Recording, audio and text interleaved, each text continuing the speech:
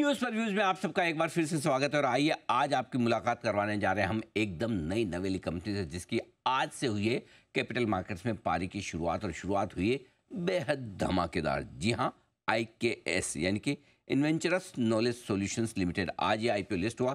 1329 रुपये की issue price थी। इशू को रेस्पॉन्स मिला बड़ा ज़बरदस्त और तगड़ा, और लिस्टिंग भी उतनी ही दमदार होती हुई दिखी है। लगभग 43% प्रीमियम के साथ 1900 रुपये पर लिस्ट हुआ है। शानदार लिस्टिंग, दमदार एक्शन।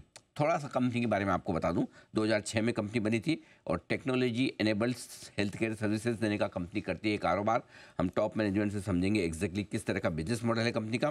दो खास मेहमान कार्यक्रम में हो रहे हैं शामिल। सचिन गुप्ता साहब हमारे साथ जुड़ रहे हैं, जो कंपनी के होल टाइम डायरेक्टर हैं, CEO हैं और 2006 से कंपनी के साथ हैं।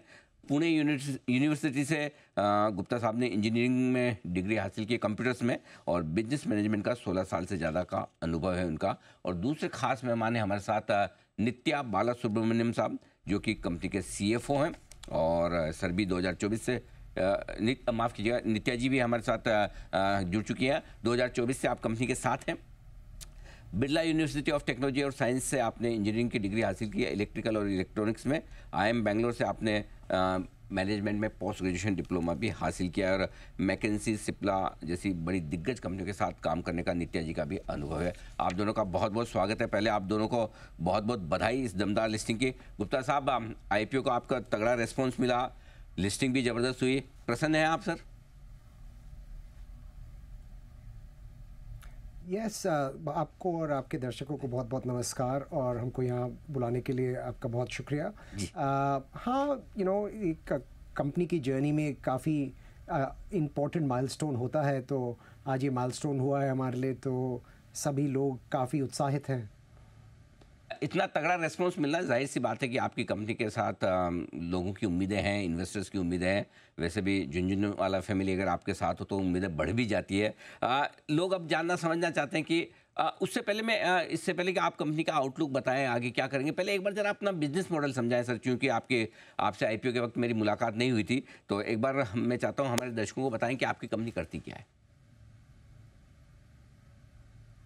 जी, उसके लिए क्वेश्चन के लिए धन्यवाद। सो एक्चुअली हमारा business model US health care के ऊपर बना हुआ है, और जो US हेल्थ केयर इंडस्ट्री है ये दुनिया की सबसे बड़ी इंडस्ट्री है। करीब $4.8 ट्रिलियन की इंडस्ट्री है। Just to put it in perspective, आज हमारा हिंदुस्तान का GDP करीब 3.3 ट्रिलियन है। US health care alone is about 4.8 trillion. और मैं हमेशा कहता हूँ कि US health care lives in the temple of capitalism which is America. और अगर आप कैपिटलिज्म देखें तो ये दो पिलर्स पे बैठता है। क्या कैपिटलिज्म? एफिशिएंसी के दो पिलर्स हैं, टेक्नोलॉजी और ग्लोबलाइजेशन, या जिसको हम ऑफशोरिंग भी बोलते हैं। एंड ये जो दो पिलर्स हैं अमेरिका में बहुत एक्सटेंसिवली यूज़ करे गए हैं हर इंडस्ट्री में। बट हेल्थ केयर में ये दो पिलर्स ज़्यादा नहीं यूज़ करे गए हैं।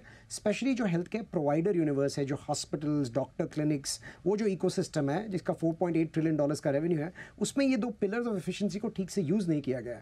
और हमारा बिजनेस मॉडल था to bring the right combination of these two pillars of efficiency to the health care provider universe, जो कि एक बहुत ही एग्जिस्टेंशियल क्राइसिस से गुजर रहा है। और वो क्राइसिस के 3 डायमेंशन हैं। एक तो उनकी कॉस्ट बहुत तेज़ी से बढ़ रही है। अपने GDP का प्रतिशत 20% स्पेंड करते हैं हेल्थ केयर पे, और वो 7% से ऊपर से ग्रो करे जा रहा है। तो कॉस्ट बहुत तेज़ी से बढ़ रही है, और उनके पेशेंट जिनको केयर चाहिए वो बुढ़े होते जा रहे हैं, तो उनको और केयर चाहिए। क्रॉनिक लाइफस्टाइल डिजीज़ आ रही है, उसकी वजह से जो पेशेंट्स हैं वो ज़्यादा तेज़ी से बढ़ रहे हैं। डॉक्टर्स और नर्सेज जो उनको केयर प्रोवाइड करेंगे वो नहीं बढ़ रहे उतनी तेज़ी से। वो डिमांड सप्लाई गैप की वजह से एक्सेस टू केयर में बहुत तकलीफ आ रही है। New patient wait times are anywhere from 45 to 60 days for primary care and 6 to 9 months for speciality care.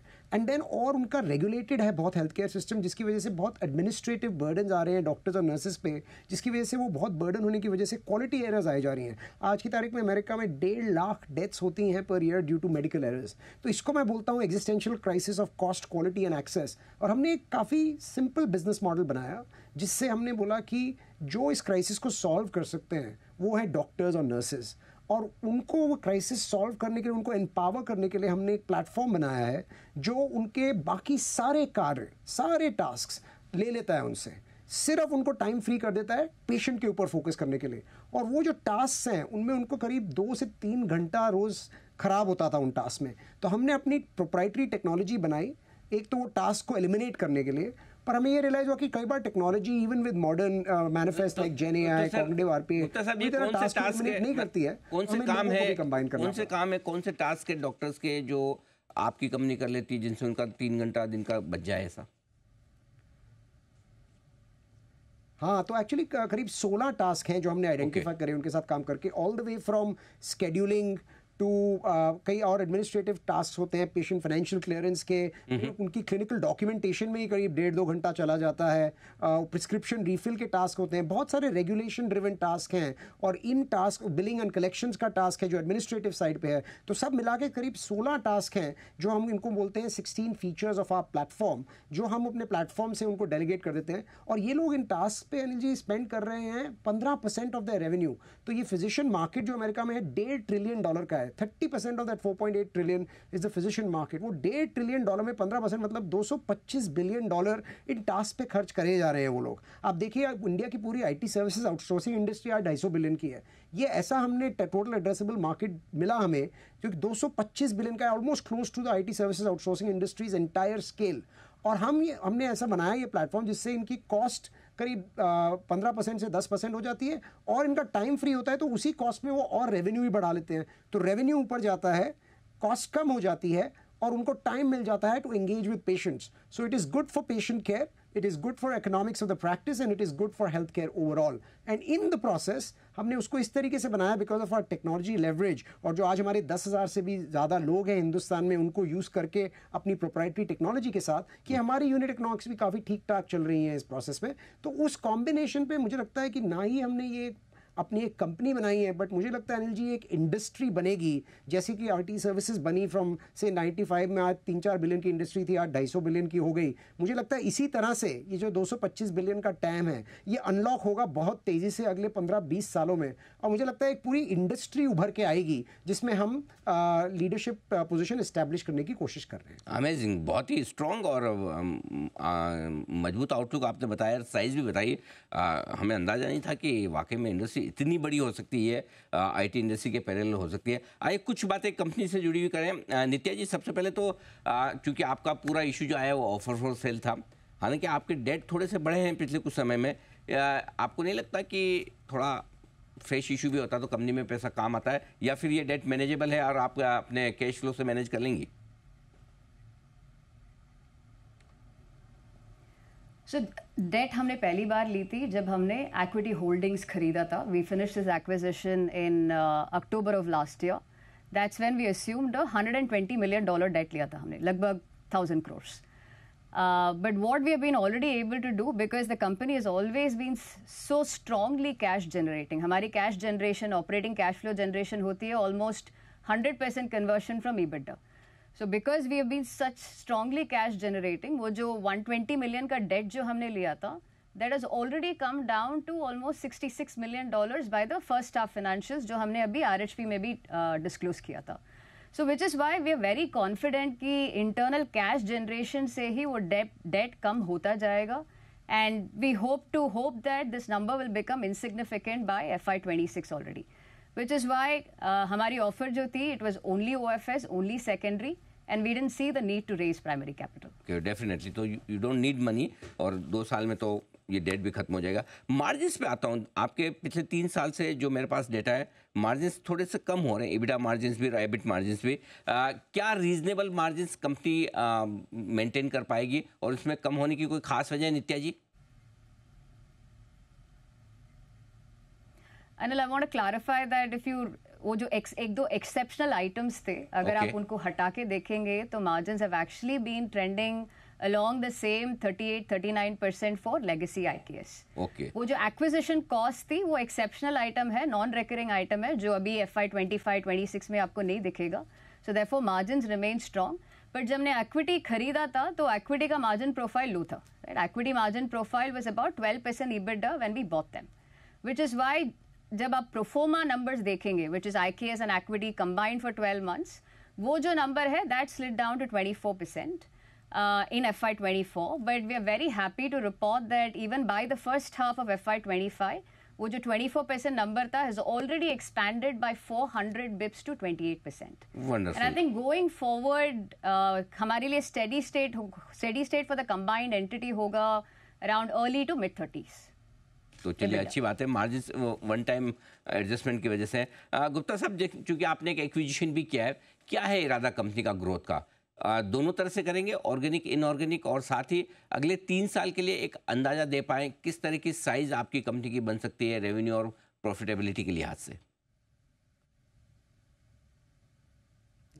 Sonil जी, जैसे कि आप मैंने पहले बताया कि ये $225 बिलियन का टोटल एड्रेसेबल मार्केट है.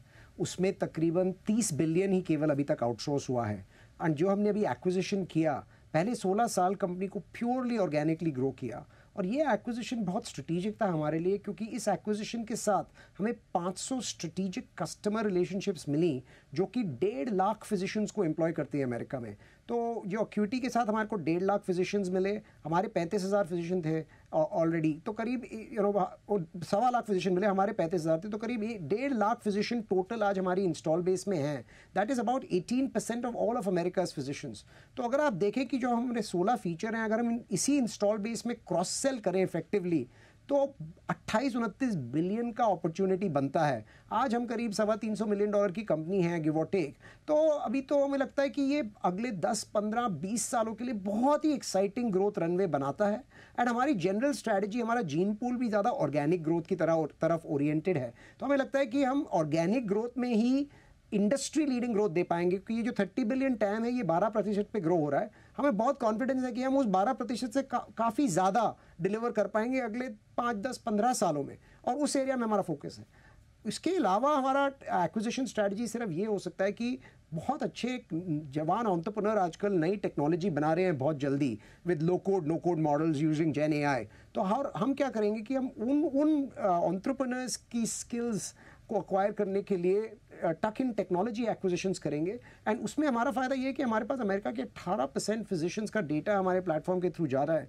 तो उसकी वजह से हम उन टेक्नोलॉजी को अक्वायर करके बहुत जल्दी मैच्योर कर सकते हैं, because in today's world it's the data that really is the alpha in developing the technology. So हमारी inorganic growth strategy will be much more gate towards tuck-in tech acquisitions, but our mainstay is going to be the organic growth, which will now be enabled through this cross-sell motion that we'll be able to drive, and we feel like this is a 10, 15, 20-year journey rather than 2-3-year journey. Perfect, बहुत बढ़िया sir.